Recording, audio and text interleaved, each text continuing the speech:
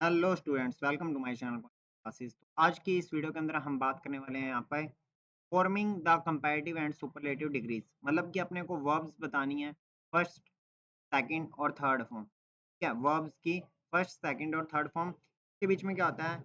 Comparative बनाने के लिए अपने ईआर वर्ड का यूज कर देते हैं और सुपरलेटिव बनाने के लिए अपने ईएसटी वर्ड का यूज कर देते हैं कुछ केसेस में। ठीक है, अब जैसे शॉर्ट एडजेक्टिव्स होते हैं जो कि ईआर और ईएसटी से मिलके बनते हैं। जैसे बिग का बिगर और बिगेस्ट बन गया, थिन का थिनर और थिनेस्ट बन गया, सैड का सैडर और सैडेस्ट बन गया, स्लिम का स्लिमर और स्लिमेस्ट बन गया। एक चीज याद रखना, बिग का जब अपने बिगर कर रहे हैं तो ये जो लास्ट वाला वर्ड होता है ये क्या है, डबल हो जाता है। जैसे एन का डबल एन हो गया, डी का डबल डी हो गया, एम का डबल एम हो गया, जी का डबल जी हो गया। तो ये आपको पता लग गया कि कंपैरेटिव डिग्री में ईआर लगा के अपने वर्ड को कंपैरेटिव बना देते हैं, कंपैरेटिव डिग्री बना देते हैं और सुपरलेटिव डिग्री बनाने के लिए अपने ईएसटी वर्ड का यूज़ कर लेते हैं। ठीक है? इसमें लिखा हुआ है the final consonant is not doubled. ठीक है? If it is preceded by 2 vowels और अनदर साउंड। अगर ये जो पहला वर्ड है, लास्ट वाला जो वर्ड है, इससे पहले वाले जो वर्ड है, उसमें अगर 2 वर्ड वोवेल आ जाए, तो लास्ट वाला वर्ड क्या है? आपका क्या नहीं बनेगा, डबल नहीं होगा। जैसे ई से पहले आई आ रहा है जो कि एक वोवेल है, आई से पहले जो बी आ रहा है वो क्या है, कॉन्सोनेंट है, जिसके कारण जी क्या है, 2 बार लिखा गया है। ठीक है? अगर 2 बार वोवेल आ जाता है, लास्ट वाले वर्ड से पहले 2 बार वोवेल आ जाता है तो वो डबल नहीं होगा, ये याद रखना। अब जैसे वीक, वीक का वीकर और वीकेस्ट, इसमें अपने को पता लग रहा है ई और ए 2 बार वोवेल आ रहा है, इसीलिए यहाँ पे के 2 बार नहीं लिखा गया, लास्ट वाला वर्ड 2 बार नहीं लिखा। लार्ज का लार्जर और लार्जेस्ट, क्योंकि लास्ट में ई आ गया पहले से ही, तो बस अपने को आर और एस टी ही लगाना पड़ा। स्मॉल का स्मॉलर और स्मॉलेस्ट। ठीक है, ऐसी हैप्पी का देखेंगे तो हैप्पी का हैप्पियर और हैप्पीएस्ट होता है। एक चीज याद रखना, वाई से पहले अगर कॉन्सोनेंट आ रहा है तो क्या बन जाता है, वाई को हटा के आई आर और आई एस टी। वाई से पहले अगर कॉन्सोनेंट आ रहा है तो वाई को हटा के आई आर और आई एस टी बन जाता है।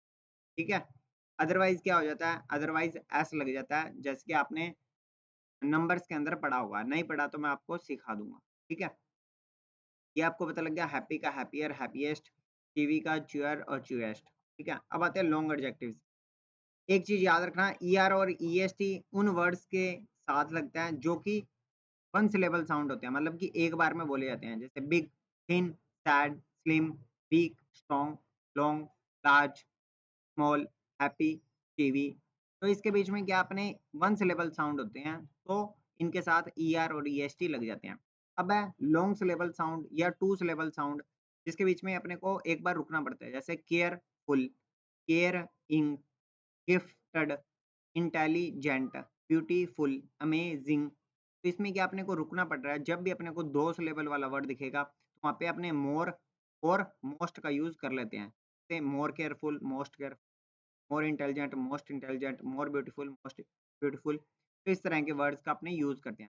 अब कुछ ऐसे एडजेक्टिव्स होते हैं जो क्या इरेगुलर होते हैं और कम ही देखने को अपने को मिलते हैं, और ये पहले वाला पैटर्न फॉलो नहीं करते हैं, मोर और मोस्ट वाला।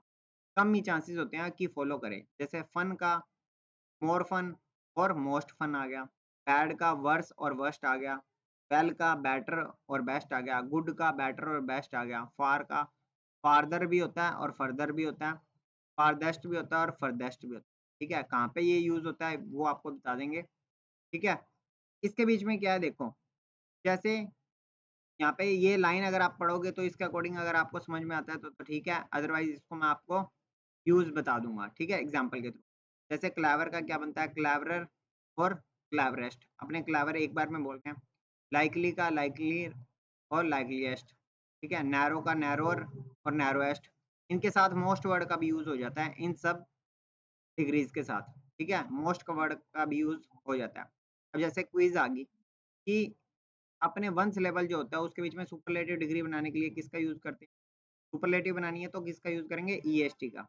ठीक है, कंपैरेटिव बनाने के लिए जो एलवाई वर्ड लगा होता है, ठीक है, एलवाई वर्ड वाला जो टू सिलेबल वाला होता है उसको अपने कंपैरेटिव बनाना है तो किसका यूज करते हैं, मोर और लेस का।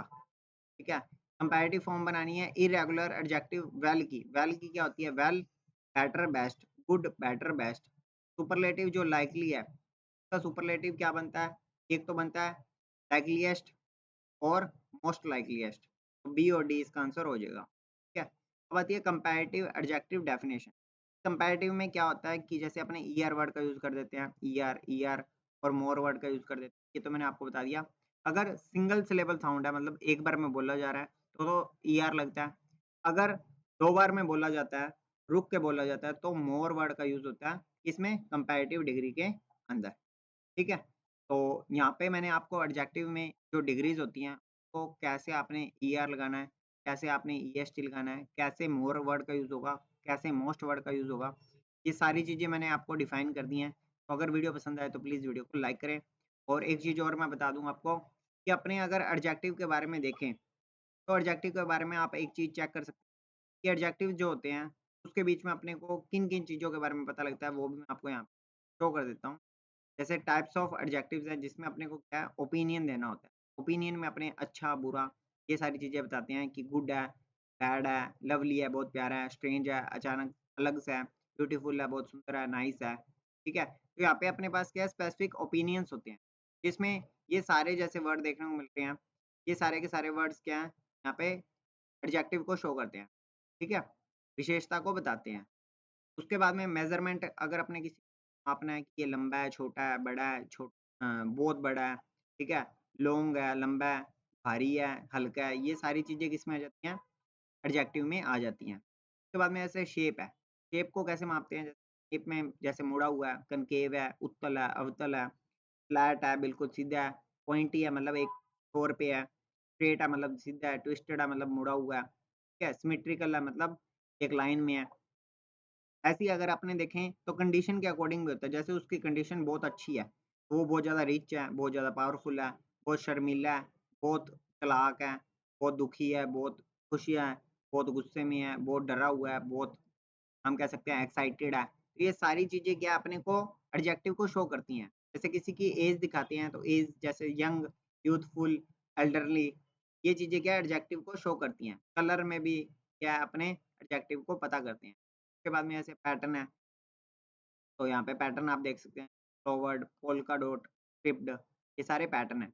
ओरिजिन मतलब क्या होता है कि कहाँ से इसका जन्म हुआ है मेनली, जैसे अमेरिकन हुआ, ब्रिटिश हुआ, इंडियन हुआ, कोरियन हुआ, ये सारे क्या एडजेक्टिव्स हैं, विशेषता बता रहे हैं कि ब्रिटिशर्स तो ब्रिटेन में रहने वाले लोगों को क्या कहते हैं? ब्रिटिशर्स कहते हैं।